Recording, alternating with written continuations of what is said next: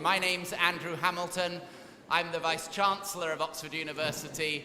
It is an enormous pleasure to welcome you all to this Oxford Martin School lecture, to see the Sheldonian packed to the rafters for a very distinguished guest. It's an enormous pleasure for us to welcome Elon Musk, who will be talking about the future of energy and transport. This is a lecture in the series of the Oxford Martin School. The Oxford Martin School, as all of you know, is a very dynamic, a very important interdisciplinary research school here in Oxford, focused on many of the challenges of the 21st century, and of course one of them is transport. And so to hear from Elon Musk today very much fits in with the priority of the Martin School. It's my pleasure now to introduce the director of the Martin School, Professor Ian Goldin. Ian has been director since September 2006. He is a South African. You'll hear in a few moments there's a South African Lincoln connection tonight, which we're all very pleased and proud of. Ian came to the Martin School, as I said, 6 years ago from the World Bank, where he was vice president, and prior to that he was director of the development policy of the World Bank. So it's a pleasure, Ian, to introduce our speaker this evening.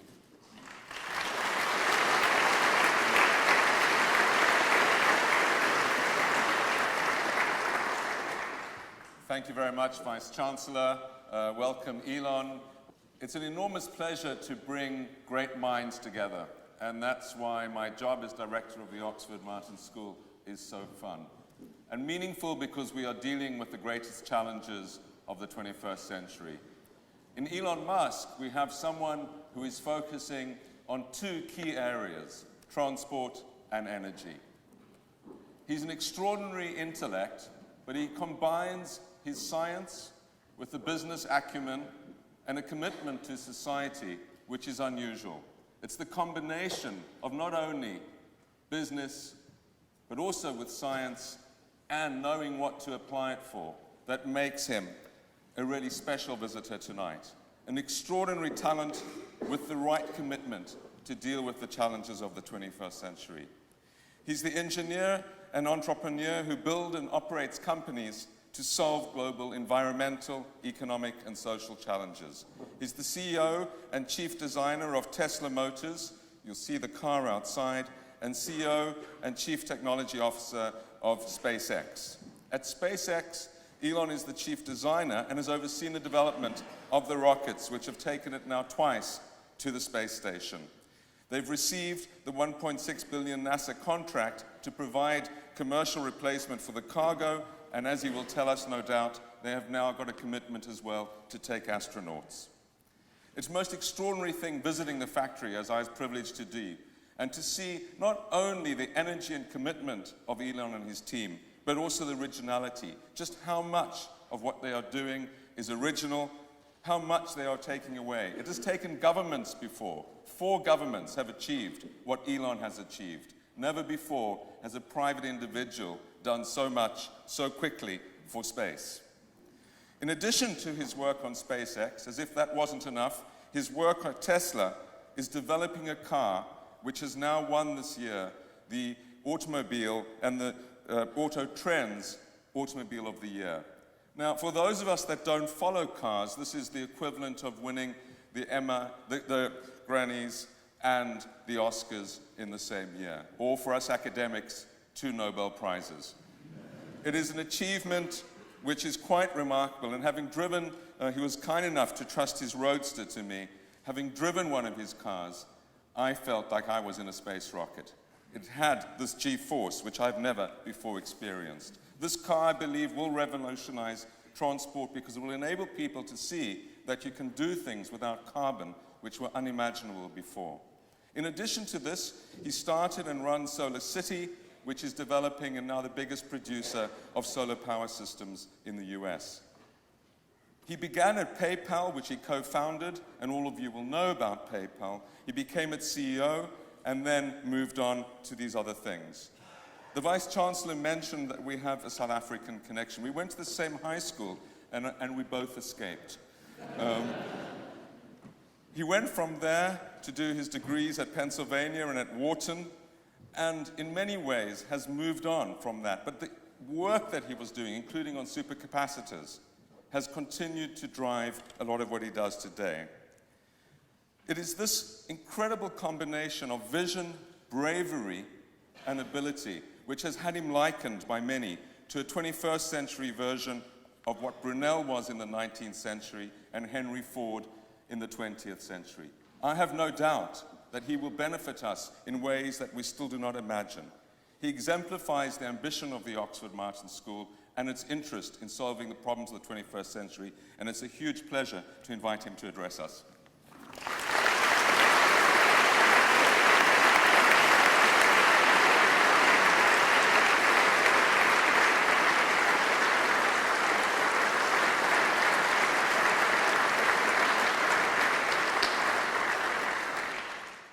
Well, thank you very much for the kind introduction. It's an honor to be here. This is an incredibly beautiful theater, and it's amazing to be in a place designed by Christopher Wren. And speaking of Brunel, actually, I'm a big fan of Brunel, and I have 5 boys, and I really wanted to name one of them Brunel, or Eisenbart. I like them. No luck. Hopefully one in the future. I guess I'll just tell you the kind of the story of kind of how I came to be here, or the various things that I did, and maybe why I did them, and hopefully that's a bit helpful. And then we're going to have quite a long question and answer session. So I look forward to feel free to ask me any question, no matter how provocative or challenge what we're doing. I'm actually always interested in negative feedback, actually.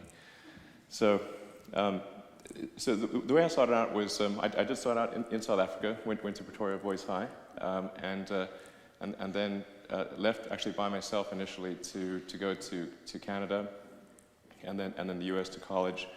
And graduating from undergrad, I had to sort of make a decision. One path would have sort of led to Wall Street and I guess quite a big salary, and then the other was to do grad studies and try to figure out a technical problem. And I didn't much like the first one, so I decided to go out to Silicon Valley and go to Stanford and try to work on ultracapacitors for use in electric vehicles. And I do actually think there's potential for a significant breakthrough in that area, and actually to have an energy storage mechanism that's better than batteries. It's not necessary for transport to go electric, but I think it is. It's something that would accelerate that. So I was sort of about to get into grad studies, and then the internet.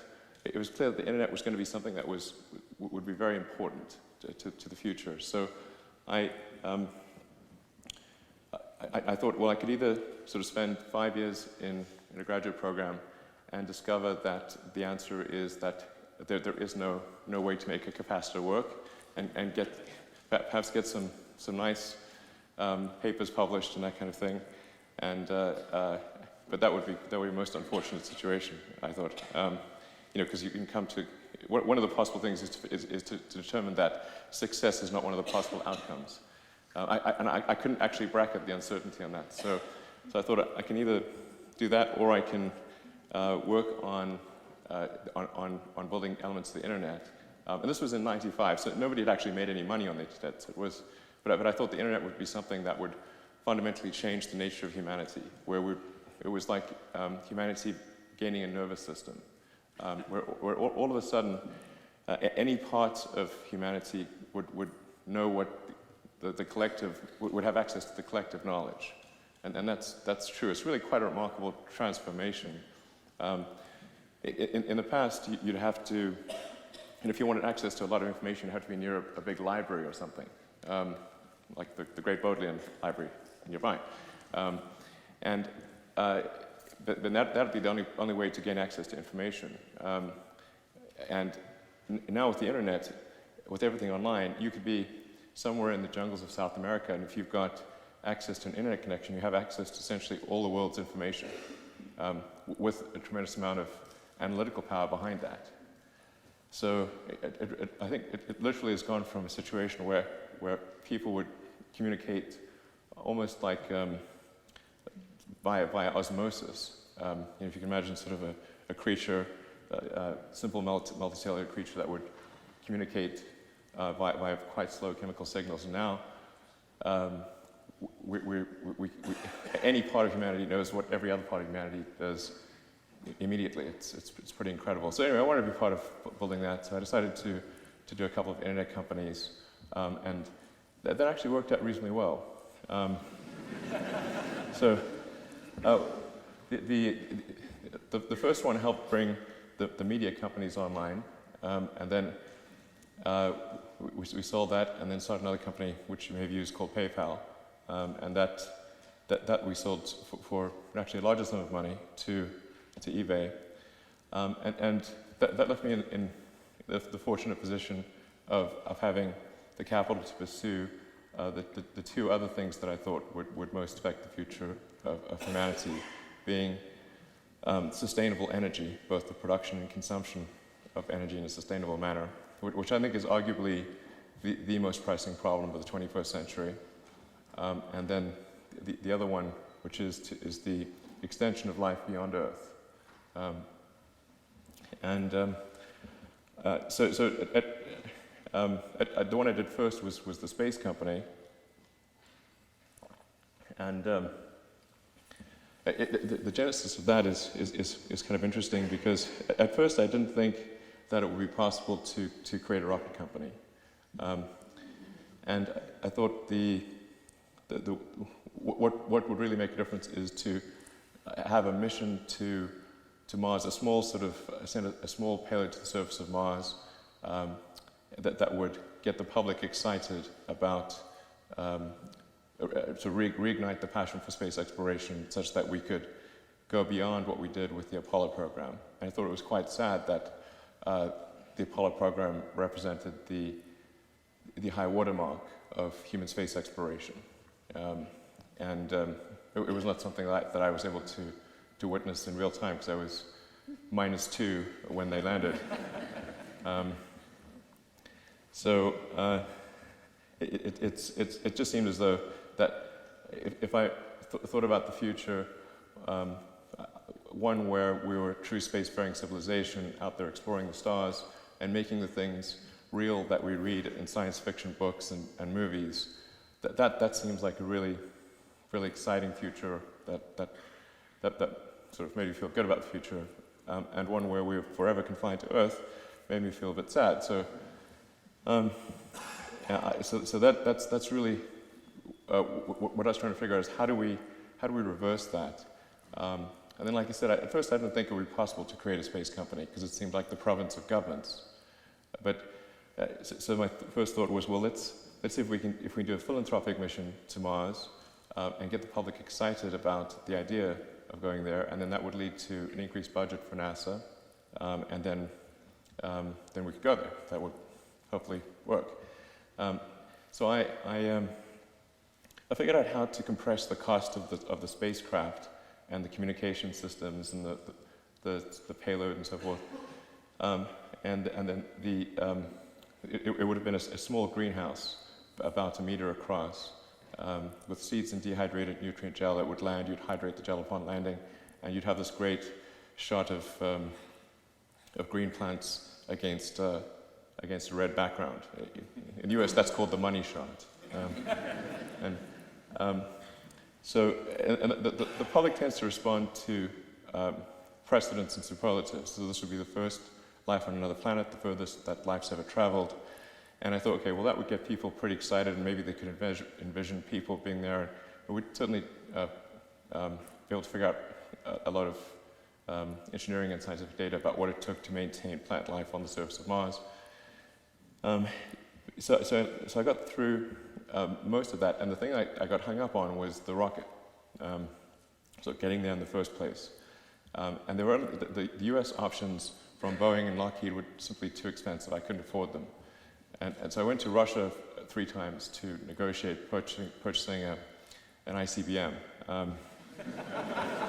Of course, I mean, desperate times call for desperate measures. So,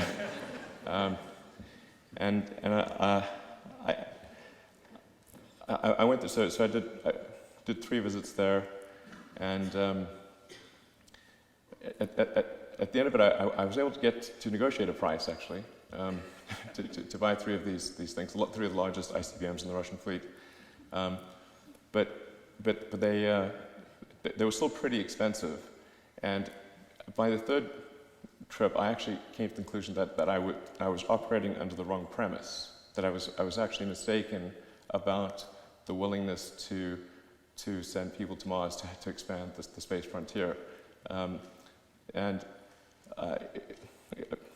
it actually, in retrospect, was quite silly of me to think that people were not interested in such a thing, or had lost the will to do this. In fact, people had really thought that it's not possible, or not possible for an amount of money that wouldn't materially affect their standard of living. So I came to the conclusion that even if we succeeded in doing this mission, that wouldn't be enough. That would perhaps add a little bit more to the will to do it, but it wouldn't make it clear to people that there was a way. And this is a case of sort of almost the opposite. I think if you can show people that there is a way, then there is plenty of will. So after that 3rd trip, I'd learned a lot more about rockets at that point, and I held a series of meetings, just sort of brainstorming sessions with people from the space industry to try to understand if I was missing something fundamental about the ability to improve rocketry. And this is where I think it's helpful to use the approach, the analytical approach in physics, which is to try to boil things down to first principles and reason from there, as opposed to reasoning by analogy. And the way this applied to rocketry was to say, okay, well, what are the materials that go into a rocket? How much does each material constituent weigh? What's the cost of that raw material? And that's going to set some floor as to the cost of the rocket. And that actually turns out to be a relatively small number. Certainly well under 5% of the cost of a rocket, and in some cases closer to 1 or 2%. And so I call it sort of maybe the magic wand number. So if you had a pile of the raw material, piles of raw materials on the floor, and you could just wave a magic wand and rearrange them, then that would be the best case scenario for a rocket. And so I was able to see, okay, well, there's clearly a great deal of room for improvement, even if you consider rockets to be expendable. And so I think that's what I mean by sort of thinking about things from a first principle standpoint. If on the other hand, I sort of analyzed it by analogy and said, okay, well, analogy would be, well, what are all other rocket companies, what do their rockets cost? What historically have other rockets cost? And that would be sort of an analogy thing, but it really doesn't illustrate what the true potential is. And so I think it's sort of a first principles approach is a good way to understand what new things are possible. So this is a good framework. And it doesn't mean you'll be successful, but at least you can determine if success is one of the possibilities. That is important, I think. So started SpaceX, and initially had decided to make a small rocket called the Falcon 1 that was capable of putting about half a ton into orbit. And this did not go smoothly, I should point out. And it was quite difficult to attract the key technical talent, and of course I was quite ignorant of many things, made lots of mistakes along the way. And the first 3 flights of the Falcon 1 failed, or rather, they certainly didn't get to orbit. The second and third flights arguably got to space, but they did not reach full orbital velocity. And then fortunately, the fourth flight worked. And if it hadn't, SpaceX wouldn't be around, because I'd basically run out of money. So that was a bit of a nail biter. And thank goodness. And in fact, this all happened in 2008. So yeah, there was really no ability to raise outside money in a meaningful way in 2008 because of the financial crisis. So you can imagine trying to go to raise money, saying, well, yes, we just had 4 failures and the world is in financial ruin, but would you like to give us some money? That would be a definite no. So fortunately, that succeeded, and we were able to go from Falcon 1 to begin designing the Falcon 9, which is an order of magnitude larger vehicle, and in fact has more than 20 times the payload. So it's got a payload to orbit of over 10 tons, and that actually has gone a lot better because we had the experience of Falcon 1 to go by, and part of the reason we started with Falcon 1 was because I thought we would make a lot of mistakes, and if we're going to make a lot of mistakes, then it's best to make those mistakes at a small scale rather than at a large scale. And that seems to have worked, because going to Falcon 9, we've had 4 flights of Falcon 9, and they've all 4 of them have been successful. So I think that principle seems to have worked reasonably well. You know, touch wood and all that. Flight 5 is coming up soon. And then we also developed the Dragon spacecraft because somewhat opportunistically, NASA announced that they were going to retire the space shuttle, and they didn't have the budget to develop a cargo transport capability to the space station via the normal large government way, and so they put it out to bid to commercial industry for the first time in NASA history. It was quite a big step, and we were lucky enough to win one of those contracts, and then the other company wasn't able to execute, and so they got cut, and so we ended up being the primary means of transporting cargo to and from the space station.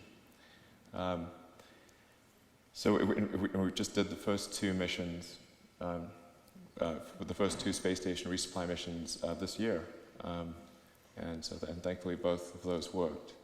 And then going from there, NASA then said, well, what about astronaut transport?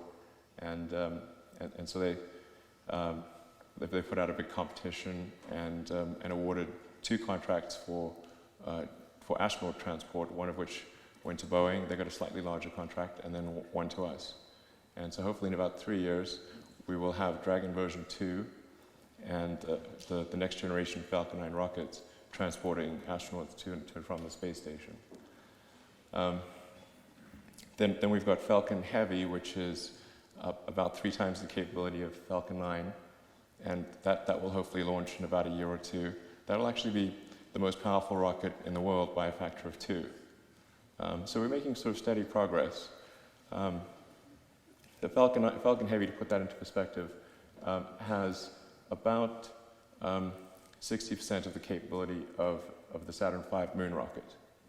So if you were to combine 2 flights of Falcon Heavy with orbital rendezvous and docking, you could actually send people back to the surface of the moon. So I think now we're really sort of talking about, you know, advancing the frontier, which I think is quite important. And then the really major breakthrough that's needed in rocketry, the pivotal one, which we're aspiring to make, is to have a fully and rapidly reusable rocket. This has not been achieved before. The space shuttle was an attempt to achieve that, but it was not a successful attempt, unfortunately. The main tank of the space shuttle was thrown away every time, which was also the primary ascent aeroframe. And even the parts that were reusable were so difficult to reuse for the space shuttle that it ended up costing 4 times more than an expendable rocket of equivalent payload capability. It was the right goal, but didn't hit the target. And I think this is actually incredibly important. I think it may not be completely intuitive, but I think perhaps if one refers to other modes of transport, it makes more sense. Because all other modes of transport are fully and rapidly reusable. And that applies to a bicycle, a horse, plane, ships. In fact, in sort of normal life, it would be quite silly to discard your horse after every ride, or dump the plane after you flew it. The cost of a 747 is about $300 million, and you'd need 2 of those to do a round trip from Los Angeles to London. But I don't think anyone has paid $500 million to do that. So, and nor would one want to. I mean, there'd be a lot of travel by boat and train and that sort of thing if that was the true cost. So it's extremely important in rocketry to achieve full and rapid reusability. This is not an easy thing to do because of Earth's gravity well and just the basic physics of things. So there have been many attempts to create a reusable rocket, but they've generally, they've all sort of been cancelled along the way once people realized that they would not succeed. In fact, usually they got cancelled quite some time after it was obvious they wouldn't succeed. But the essence of the problem is that if you design an expendable rocket and do quite a good job of it, you'll get 2 to 3% of your liftoff mass to orbit. Then if you say, well, how much mass is needed to return that rocket and be able to fly it again quickly? Well, about 2 to 3%. So you can basically get nothing to orbit, is the way it's been in the past. So in order to do something useful, what you have to figure out is how do you get a much larger percentage to orbit, let's say ideally on the order of 4% of your liftoff mass to orbit in an expendable configuration, and then compress the reusable elements down to about 2%, so you have a net payload to orbit of 2%, and then you could really have something that's quite useful. And the cost of the propellant is only about, let's say, 0.3% of the cost of the vehicle. If you take Falcon 9, for example, which uses quite expensive fuel, relatively speaking. I think there are lower cost options. The cost of refueling or reloading propellant on Falcon 9 is about $200,000, and the cost of the rocket is $60 million. So it's just like a plane. I mean, it's just, if you were to refuel a plane, not very expensive. If you want to buy a new plane, very expensive. At this point, I'm really reasonably confident that it can be done, and now it's a question of executing to make that design work and seeing if there are any gotchas. And there'll probably be a few craters along the way, so I'm not expecting this to be a smooth journey. As long as the rocket doesn't land on anyone, it'll be fine. So that's really what SpaceX is focused on right now, is kind of scaling up the size of the rockets and trying to achieve this full and rapid reusability. So if you're curious, you can just, we're fairly public about things, and you can just follow it on the SpaceX website. So that's what we're doing on the SpaceX side. Then in parallel, we've got Tesla, which is developing electric vehicles, and it's sort of a whole separate storyline. And tell me if I'm going on too long, and stop me at any point. Feel free to leave if it's getting boring. I won't be offended. With Tesla, the goal is to try to create electric vehicles that are more compelling than gasoline vehicles as a product. I mean, the fundamental issue we have in energy and transport is the tragedy of the commons. You know, we've got the CO2 capacity of the oceans and atmosphere that is unpriced, or mostly unpriced. And so it's almost like we're sort of dumping garbage in the atmosphere, and nobody's paying for garbage collection. So it's a most unfortunate situation because there are quite significant vested interests in oil, gas, and coal with enormous amounts of money. It's quite a difficult battle to fight, and you can't expect them to simply roll over and commit suicide or something. They will fight it hard, and they have been.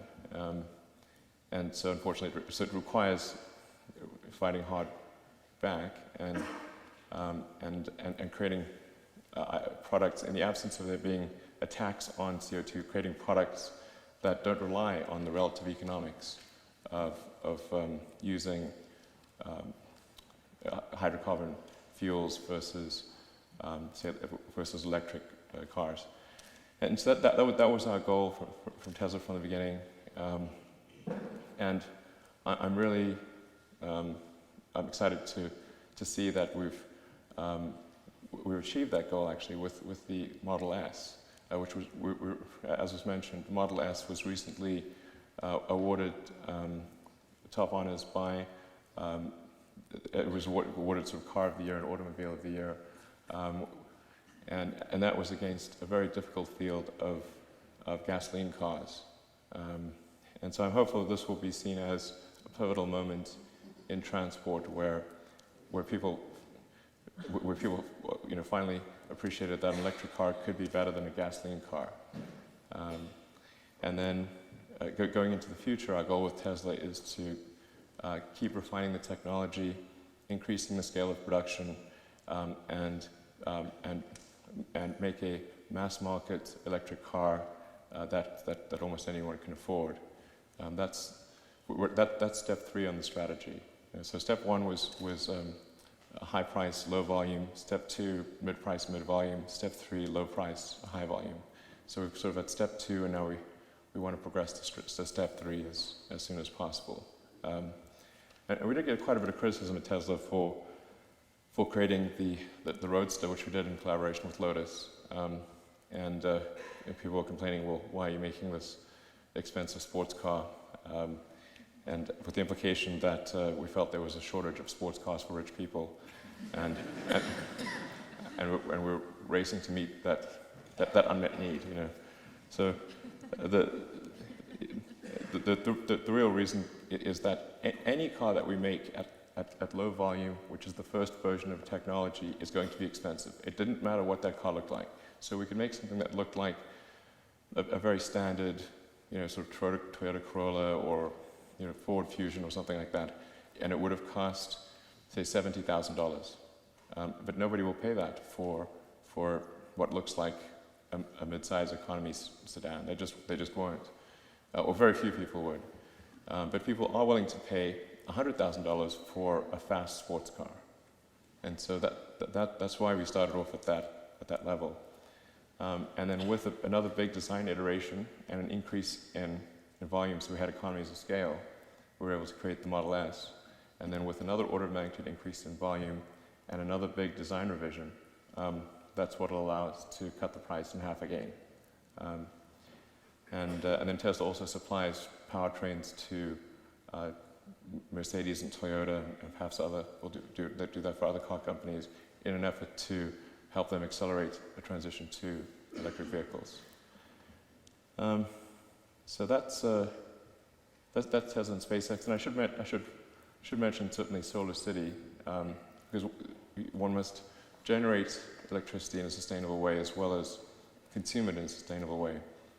And people will say, well, what don't electric cars create pollution at the power plant level? It should be noted that for any given source fuel, it is always better to generate the power at the power plant level and then charge electric cars and run them for any given source fuel, because power plants are much more efficient at extracting the energy than internal combustion engines in a car. They're at least twice as efficient, and usually more like 3 times as efficient. So for any given source fuel, it's always, even if the whole world were always going to be powered by hydrocarbons, it would still make sense to do electric cars. But of course, we must find a sustainable means of generating energy as well. And I think that the most likely, or the main candidate for energy generation is actually solar. I think the physics of this is actually rather obvious because the Earth is actually almost entirely solar powered today as it is. It would be a frozen ice ball at, 3 or 4 Kelvin if it weren't for the sun. And our entire system of precipitation is powered by the sun. The ecosystem is almost entirely 99.999% powered by the sun, except for some chemotrophs at the bottom of the ocean. That's it's rather obvious that I think one should try to take a little portion of that energy, and it's actually not much, and convert that into electricity for use by society. So I'm quite confident that solar power will be the single largest source of energy, or electrical energy, for humanity in the future. It will be combined with other things, of course, such as hydropower and geothermal, and I actually think nuclear is not a terrible option, as long as you're not located in a place that's susceptible to natural disasters. That's also, I think, defies common sense. But so as long as there aren't huge earthquakes or sort of weather systems that have names coming at you, then I think nuclear can be a sensible option. And there are much safer and better ways of generating nuclear energy, I'm talking fission here, than existed in the past when nuclear reactors first came out. And then at some point in the future, it'd be nice to make fusion work, of course. That would be quite good. But in the meantime, I think indirect fusion, being solar power, is a good thing to do. And so that's what Solar City is doing, is really trying to improve the economics of solar power. And they're doing a great job. I don't run the company, so the credit for Solar City really goes to the two key guys who run that company. But they're doing a great job of really accelerating the adoption of solar power in the United States. And hopefully they'll come to the UK as well. So that's about it. So we can go to Q&A.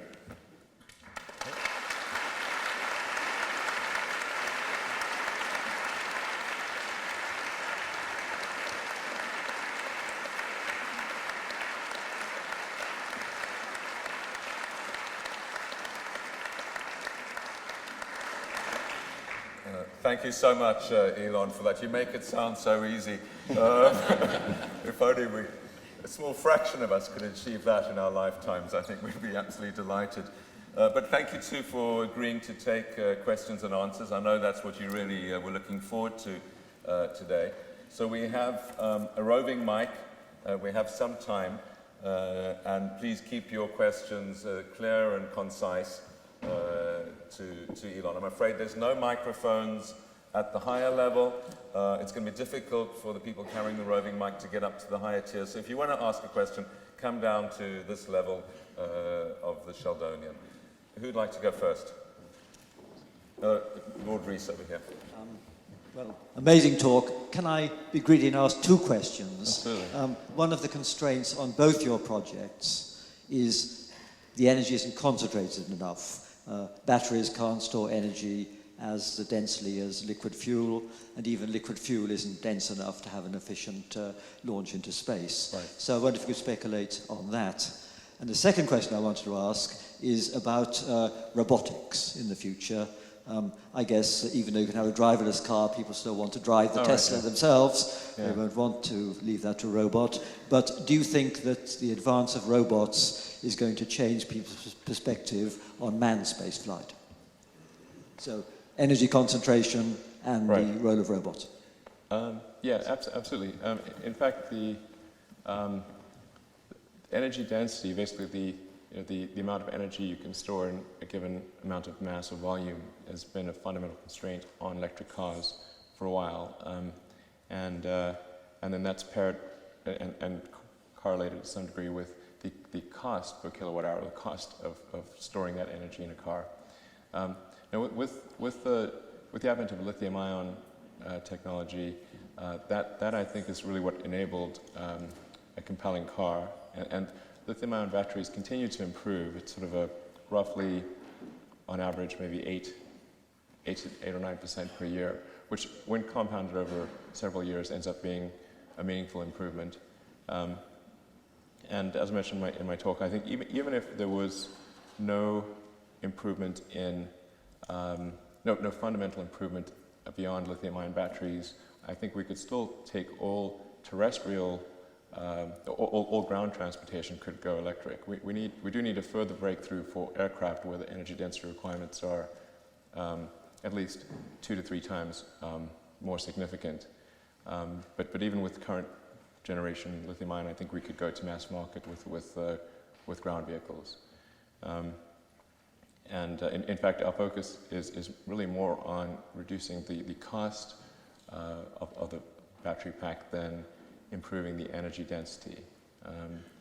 So I think we're actually in a pretty good spot. And I actually now am reasonably optimistic that there will be a breakthrough in high energy density capacitors. I mean, it's sort of interesting if you do the sort of do the basic physics on the energy density potential of a capacitor, using naturally occurring materials, it's quite hard to beat lithium-ion batteries. But if you can figure out a way to make sort of unnatural materials, I suppose, that are accurate to the molecular level, then I think you can actually have some fairly significant breakthroughs.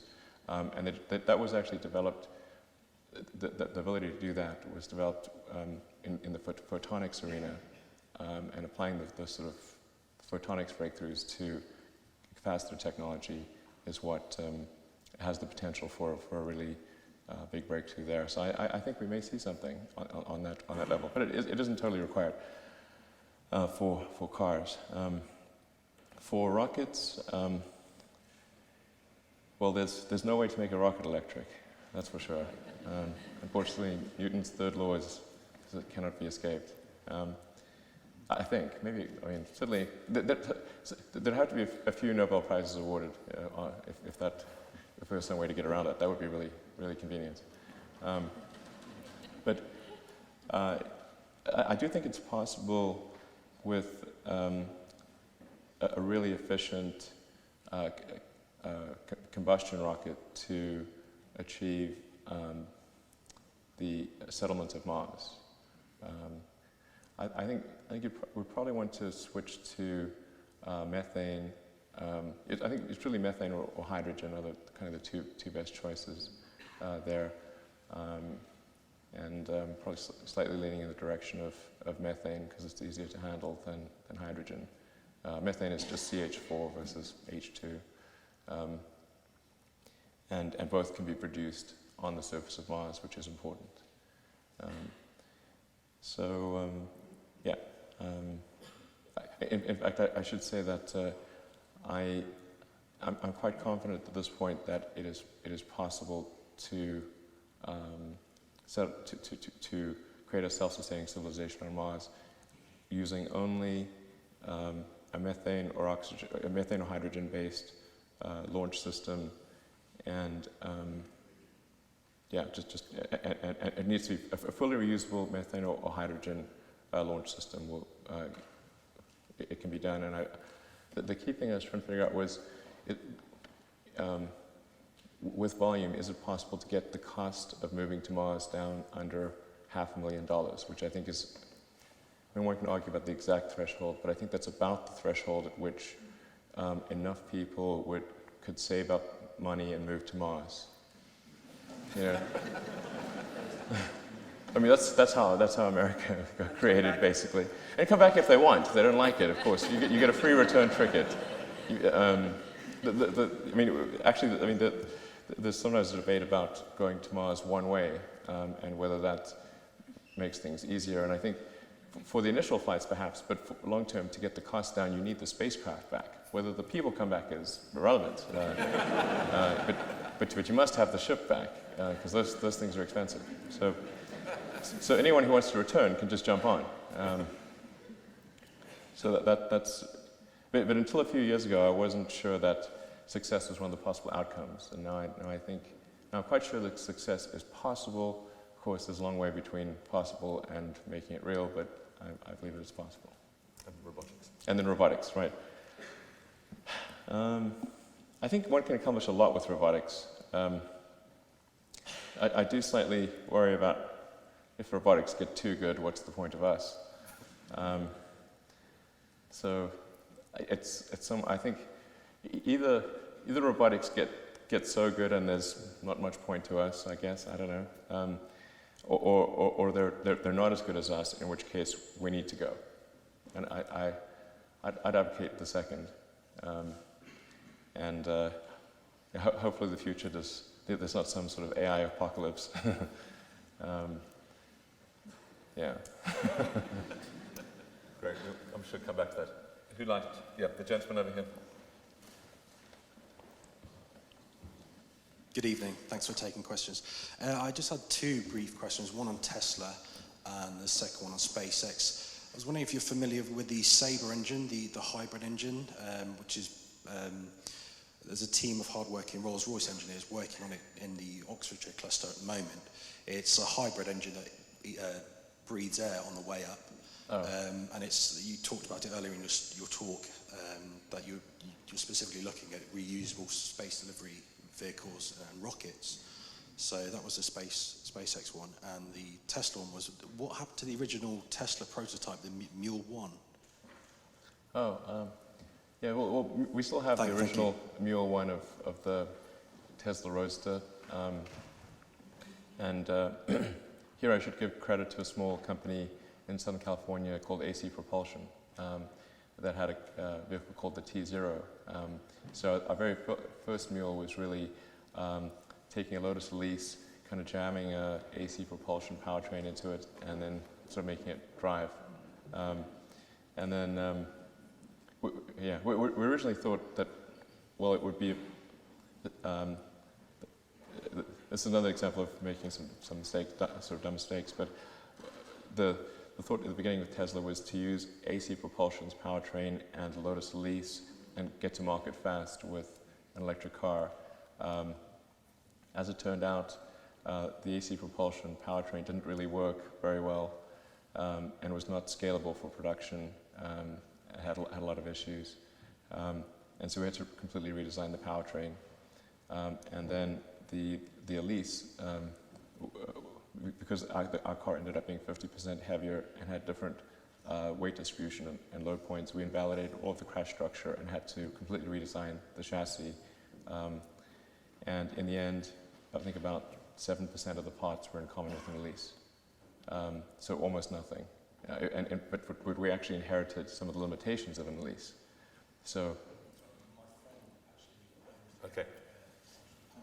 Okay, so and then, but there's a long-winded answer. I'll try to be less long-winded in my answers. But so with respect to air-breathing hybrid stages, I have not seen how the physics of that makes sense. There may be some assumptions that I have that are incorrect, but really for an orbital rocket, you're trying to get out of the atmosphere as soon as possible because the atmosphere is just thick as soup when you're trying to go fast, and it's not helped by the fact that the atmosphere is mostly not oxygen. You know, it's sort of 80% nitrogen. So mostly what you're air breathing is chaff, not wheat. And having a big sort of intake is like having a giant brake. So the braking effect tends to overwhelm the advantage of ingesting 20% oxidizer. So you could just make, say, the boost stage 5 to 10% larger and get rid of all the air breathing stuff, and you're done. Thanks, Elon. The gentleman down here, I should say that this is being filmed, so if any of you don't want to be filmed, either don't ask a question or else tell the people who are filming up here afterwards that you'd like your questions extracted, but the assumption is that you're happy to be on record. Good evening. With the new technologies that has made the availability of shale gas really cheap, and with the boom of the US energy sector, do you think there'll be a limitation in the development of sustainable energy in the coming decade because of the new energy boom that US is facing right now? Yeah, that's a good point. Obviously, new technology and innovation can have a downside, and one of the downsides is the ability to extract far more hydrocarbons than we thought were possible, including, once you start getting into deep methane or deep natural gas, you're actually tapping into things that are not related to dinosaur fossils. Methane is a naturally occurring gas. There are places in the solar system where where the atmosphere is primarily methane. So it does not require organic origin. So if we dig too deep for methane, we're actually going to a level that has never been seen before, not even in the very earliest history of Earth. So that's very dangerous, I think. But that's why I think it's important for electric cars to be able to compete without economics being a factor. But I think it is very dangerous to be extracting vast quantities of hydrocarbons from deep within the Earth and putting them in the atmosphere. Sooner or later, something very bad will happen, and yeah, it's just. There are a lot of people, particularly in the U.S., who are vehemently against electric cars and sort of sustainable power. It's quite difficult to reason with them, actually. And they'll say, well, some scientists don't think it's a problem. And I'm like, well, okay, you can find some number of people that will disagree with anything. This actually reminds me of the tobacco industry, where for the longest time they were actually complaining that you'd see ads where they claimed tobacco was healthy for you. I mean, hard to believe these days, but and then there were these reports where there seemed to be some correlation between lung cancer and smoking, and they're like, oh, our scientists have conducted experiments and they show there's no relation at all. It's complete nonsense, and so it got to the point where almost any reasonable scientist would say that yes, of course, smoking causes lung cancer and all sorts of other bad things. Not definitively, but it's extremely likely. And yet the tobacco industry would still say, oh, scientists disagree because 1 or 2% of the scientific community didn't feel that way. And that's kind of, and then the public just hears scientists disagree. They don't hear 99% of them think it's stupid. Yeah, so it's definitely a tough thing, and hopefully that transition occurs before it's too late. There's already quite a bit of momentum in the direction of climate change, and accelerating the removal of hydrocarbons from the crust and placing it in the atmosphere is I think, just very unwise. So anyway, that's why I think it's the biggest problem of the 21st century. So. The gentleman there, yeah. You're an incredibly successful and very modest man, but my question's about failure. I don't know about modest. I think we'd all think you're modest. So. My question's about failure. So I was just wondering, what are you trying at the moment, or what do you think you'll attempt in the future that you're not expecting to succeed at?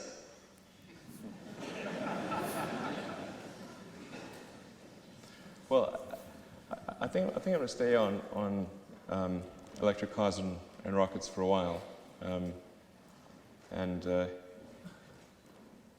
Yeah, it was actually never never my intent to run Tesla. I kind of, because running two companies is quite a burden, actually. It's sometimes I run into people who think, oh, if you're CEO of the company, then they sort of imagine themselves, if they were CEO of the company, they would grant themselves lots of vacation and do lots of fun things. And it's like, that doesn't quite work that way. What you actually get is a distillation of the worst things going on in the company. It's like, anyway, so the idea of taking on something more is very frightening. But I mean, possibly at some point in the future, certainly not the near term, there are. I think there's an opportunity to create an electric jet, essentially, and I do think one could create an electric jet that is really exciting. Something that would be supersonic, vertical takeoff and landing, pure electric, and just a big leap forward. I think that's a distinct. I'm quite confident it's doable, provided that there's a rough doubling of the energy density in batteries or capacitors. So, basically around the 500 watt-hours per kilogram level is where it starts to make sense.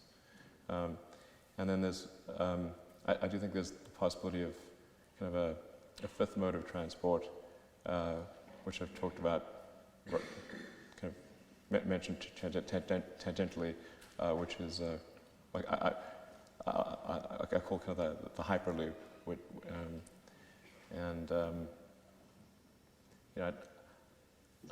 I'd like to sort of publish something about that maybe in the next month or two, once Tesla's at steady state production, and I want to flesh it out a little bit so that and pre-address some of the rebuttals that people will come up with, rather than just sort of put it out there and then have the rebuttal occur and have an unaddressed rebuttal.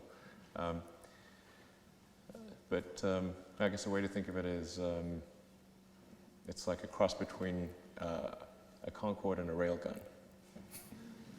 All right, well, we look forward to hearing about the gentleman with the blue shirt at the door. Then we'll come this side. Hi, thanks for a great talk. At the risk of asking for trade secrets, I was just wondering, having built the Falcon rockets, what was the final conclusion of your analysis as to why your rockets were so much less expensive than government projects?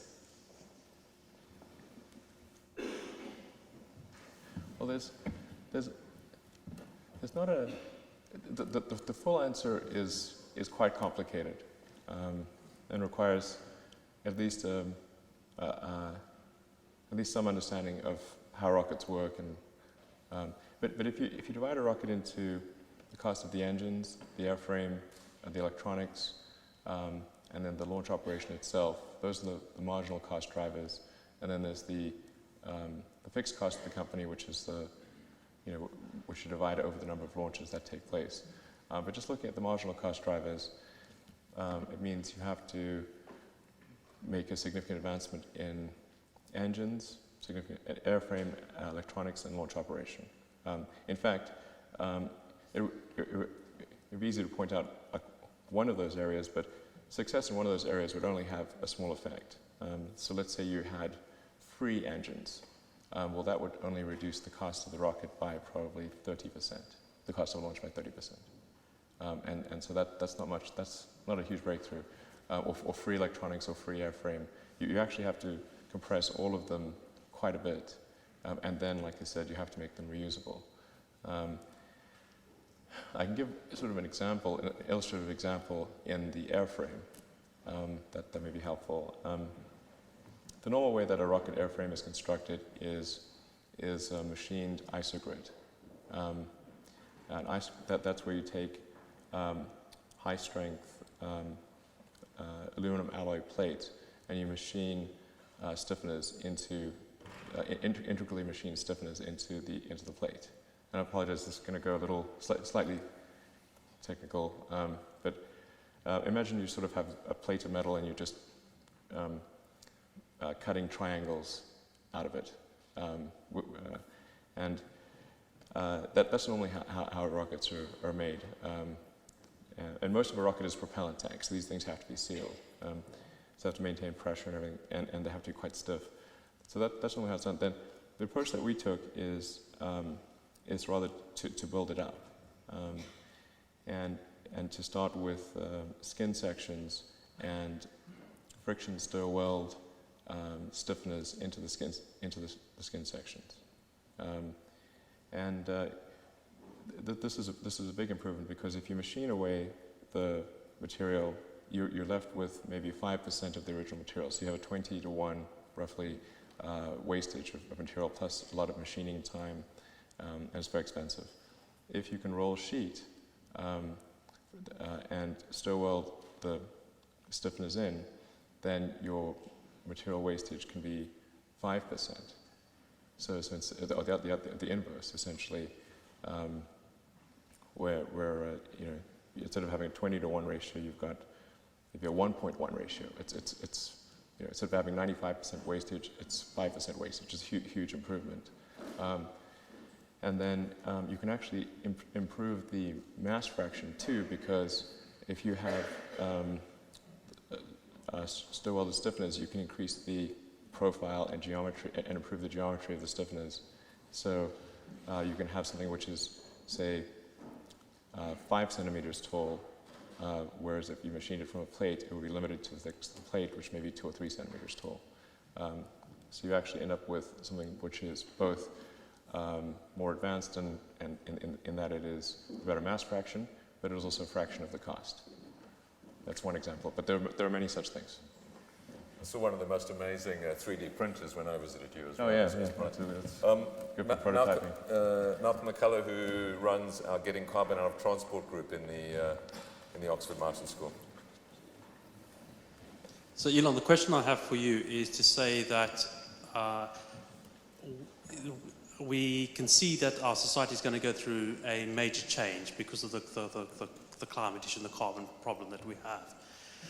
And looking back in our history, South Africa went through a major change. One of the key enablers to that was the scenario work with Clem Sutner, where they had the high road and the low road scenario. And that enabled people to envisage what would be a good outcome and what would be a bad outcome. Right. What is your good outcome with the climate change challenge? How would you envisage what a good world would look like with this climate change challenge? Well, I think the thing we need to do is the best thing to do to achieve that would be a carbon tax,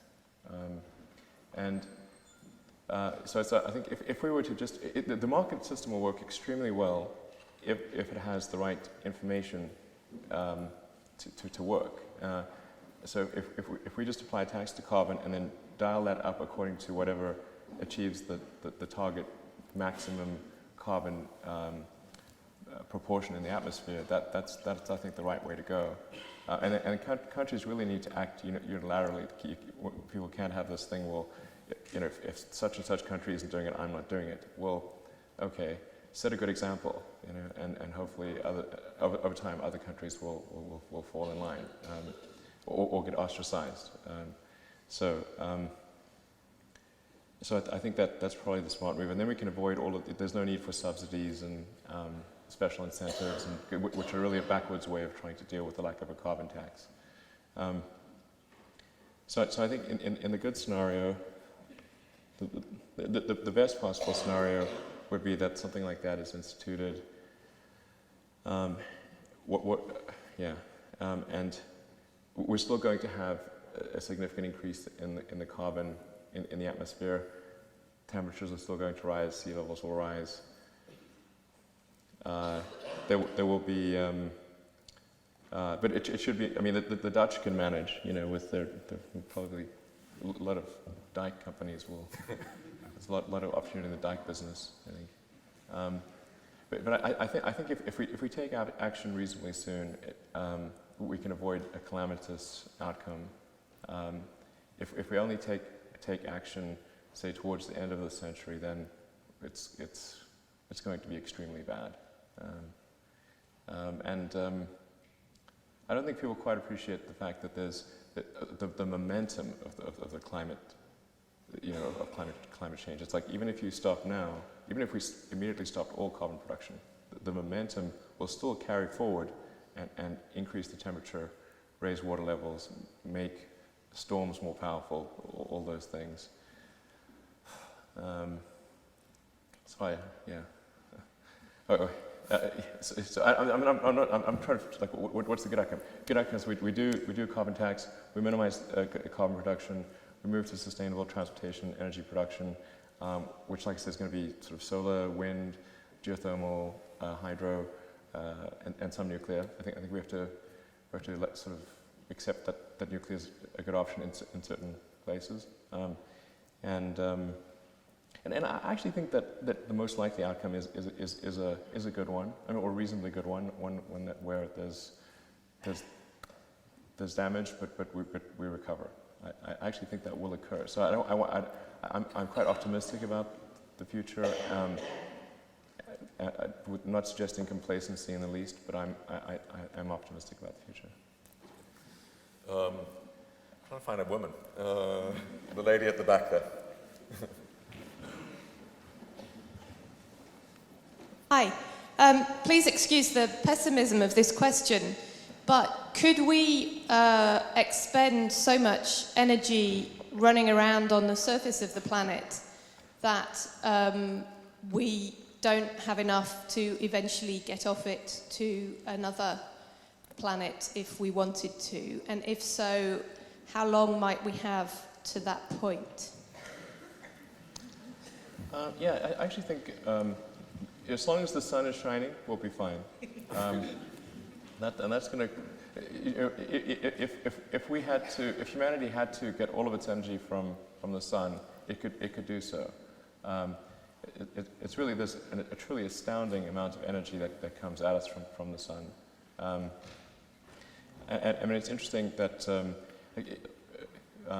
if you took the land area used by nuclear plants, including the stay-out zones and everything, and said, okay, what generates more power, the nuclear power plant or just covering it with solar panels?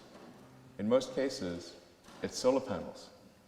Just the area used by the nuclear power plant in solar panels would generate more energy, because you actually have to have a big stay-out zone. You can't just put a nuclear power plant out in the suburbs and with a bunch of people around it. So you have to have this big clear zone.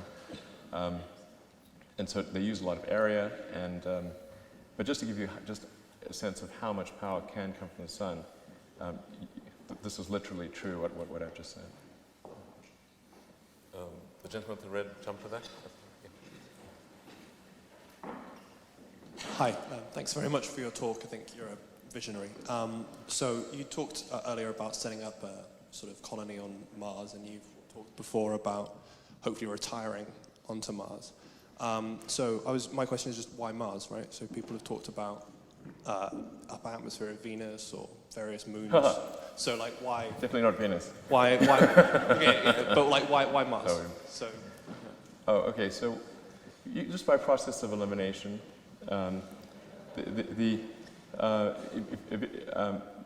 Mercury is obviously way too close to the sun.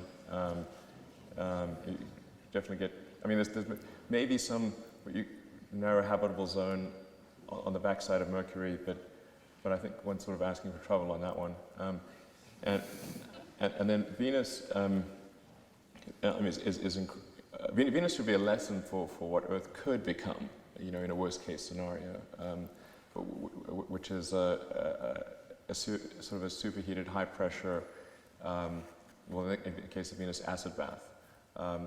So it's literally a high pressure, high temperature acid bath.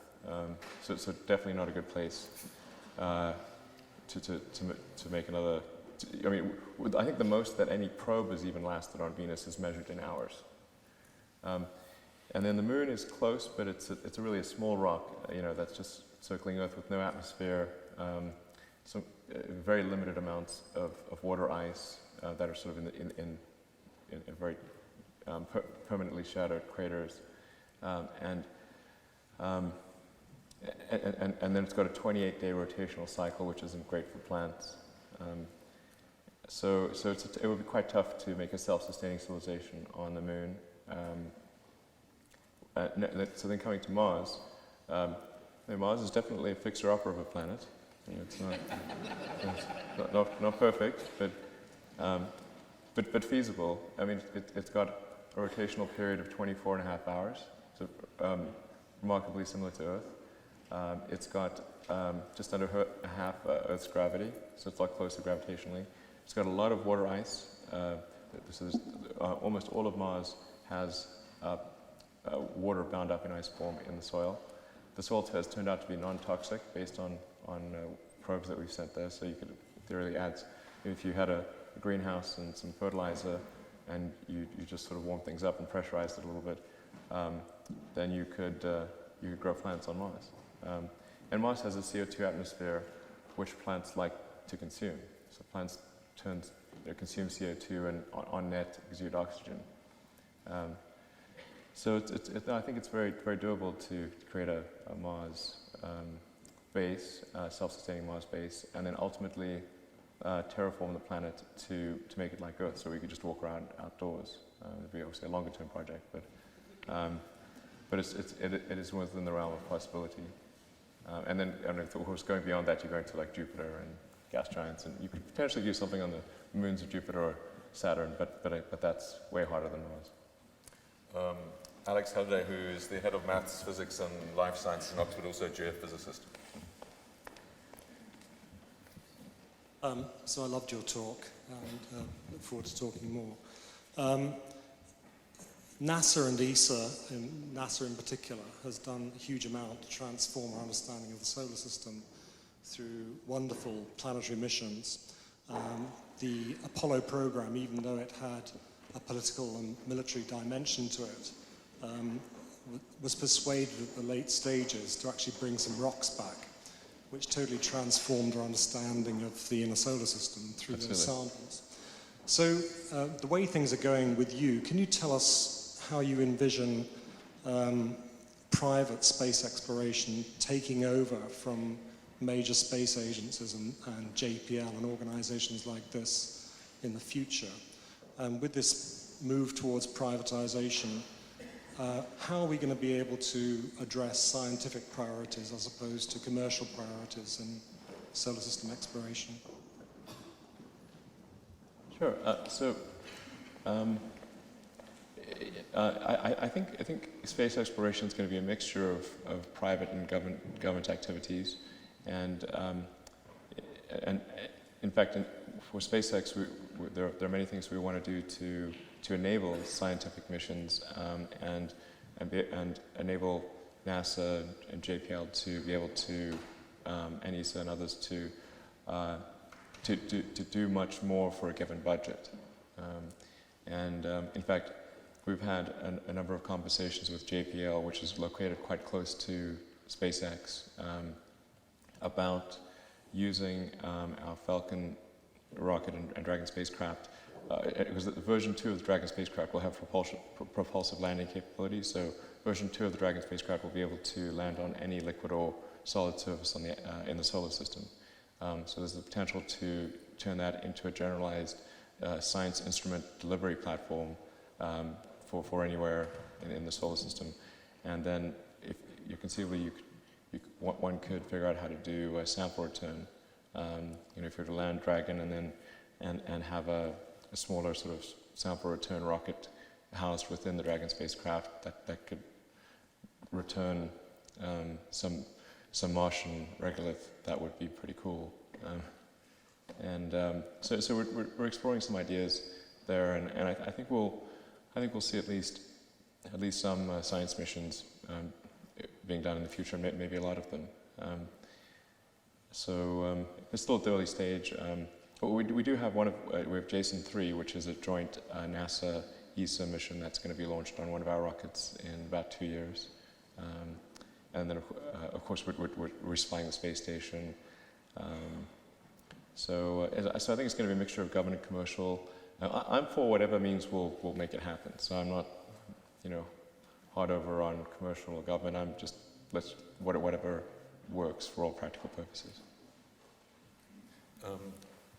Lillian Martin here. Is it too early to think about establishing some, not rules, but some attitude toward the commons? Let it be common.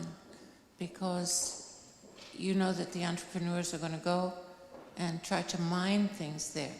There are many valuable minerals and things on Mars. And to keep it from being exploited, what kind of thinking do we have to do now?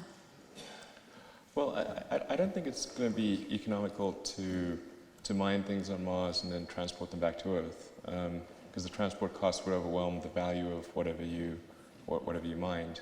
But I mean, there will likely be a lot of mining on Mars that's useful for a Mars base, but unlikely to be transferred back to Earth. I think the exchange of the economic exchange between, say, a Mars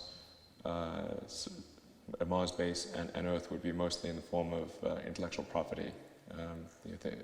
Anything that can be transmitted by a photon. I think that's the most likely exchange of things that will occur. But yeah, I mean, so I don't think we need to worry too much about sort of exploitation of Mars. Essentially, it's I mean, that would be a high-class problem to deal with, that's for sure. Okay, lots of hands up the back. The gentleman with. Hello. Just want to ask two quick questions real quick. We've been having a lot of argument about the food versus fuel debate. I just want to get your take on the use of biofuels as a means of transportation. And also, the use of electric cars is most likely to put some sort of strain on the electrical grid of our cities. I just want to ask what kind of adaptations you would like to see done to the transmission grid. Sure. I'm not the biggest fan of biofuels because I think it's difficult. You know, again, I try to look at things like just calculate the basic physics of it. I mean, really elementary stuff, and say, okay, well, what percentage of the incident sunlight is bound up in usable chemical energy, and then once you have that chemical energy, how much of that is then translated into electricity? And you have to compare, of course, that total efficiency with just having solar panels.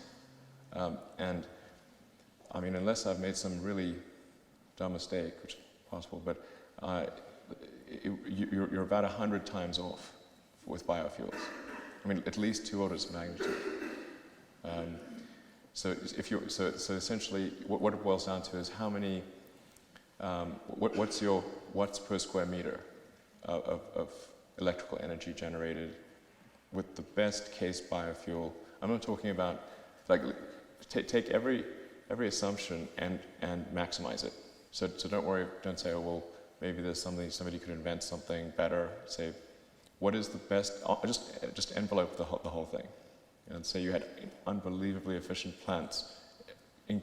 Maximally efficient. I mean, you can't violate any laws of thermodynamics, but like assuming you're at the limit of the laws of thermodynamics in all those cases, and biofuels, at least for terrestrial, land-based biofuels, there's no way this makes sense. You end up being around maybe 0.2% efficient, whereas in turning sunlight into electrical energy, whereas commercial solar panels are 20% efficient. So why would you ever do biofuels? And then it's not as though there are large swaths of arable land unused.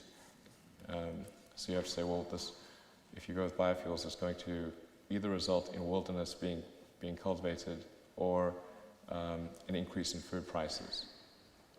And then you can also say, is it possible, if you stopped all food production in the world to generate enough energy to meet the world's needs, and you could probably, that's about right actually, if you stopped all food production.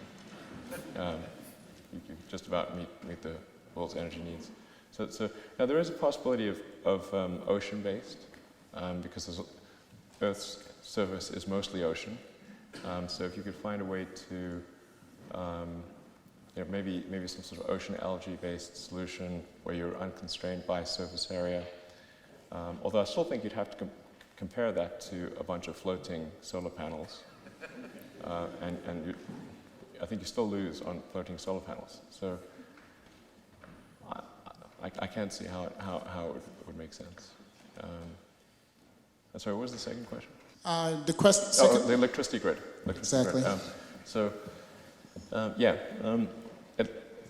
At some point, there need to be improvements to the electricity grid, but because there's a huge disparity in the peak energy use during the day and the energy use at night, and most charging of electric cars occurs at night, and we have quite a strong empirical basis for concluding this, because we can look at all of our customers and plot their energy usage, and it's very predominantly at night. It's just like basically just like your cell phone. You go home, you plug it in, and it charges overnight.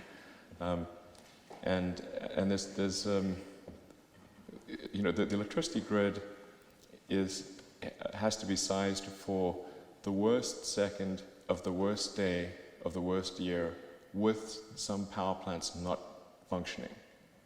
That's how electricity grid should be sized. Sometimes it doesn't work out that way, but and so most of the time you have huge amounts of excess capacity, and so in the US there was a study done. You always have like this studies done on all sorts of things. Some are complete nonsense. I love the word studies say, but I think the study is actually probably accurate. That you could replace about 70% of the passenger miles in the United States, at least. I'm not sure how to apply to Britain, but 70% of the passenger miles with no changes to the grid, assuming charging occurred predominantly at night. And then if you combine that with increased use of solar panels on houses and businesses, so you have localized power generation. And the nice thing about solar power is it tends to match energy usage, because you're just generating power during the day and that's when you tend to use the most power. And particularly on summer days where you have air conditioning running. And air conditioning is a huge consumer of electricity. And you generally only need it when it's warm and sunny. So that's when you need it most. So I think we're okay on the grid front, at least for the near future. It's only going to become a problem once, let's say, electric vehicles are at least approaching 10% or 20% of the vehicles on the road. And then I think we'll be able to address the problem on a fairly localized basis. I'm afraid that's all we have time for. I know many of you have your hands up. We will be running a blog, and we'll try and encourage Elon to engage when he has a second in his time as well. And clearly, lots of different things happening in the Oxford Martin School around this that we'd like to engage you all in as well. I'm going to ask the Vice-Chancellor to make some concluding comments. Ladies and gentlemen, it's worth remembering that the great breakthroughs in exploration of the world in past centuries came from this combination that's been touched upon in the question time of government sponsorship but private genius and drive. And it was pioneers that discovered the Indies, that crossed the Atlantic, that explored the western extremes of Canada and the United States. And I think you'll agree with me today that we have heard this evening a true pioneer. And as we imagine the possibilities of space exploration, we've heard tonight some of the possible solutions that might take us there. Like Ian Goldin, I had the great pleasure to visit Elon at SpaceX in Los Angeles. It's hard to describe the scale of the ambition, the scale of the enterprise as the rockets are being built. You see not only a real focus and dedication on solving practical problems in this vast, many football field size factory, not only rockets being built, but also soaring ambition in the new designs, the carrying of astronauts, as we've heard, trying to turn the rockets into reusable vehicles. And I think today we've really had an insight into the way Elon's mind works, and I think it's given us all an object lesson in innovation, and you know, don't limit your ambitions. Go back to first principles. Be ready to make lots of mistakes, but not so many that you run out of money. Right. Exactly. And perhaps the last and most important of all, don't buy ICBMs from the Russians. Right. Ladies and gentlemen, it's been a fascinating lecture, a fascinating question and answer session. Let me thank all of you for participating in it so wonderfully, but most importantly, would you join me in thanking Elon Musk for coming to Oxford, for visiting us, and for giving us such a wonderful exposition this evening.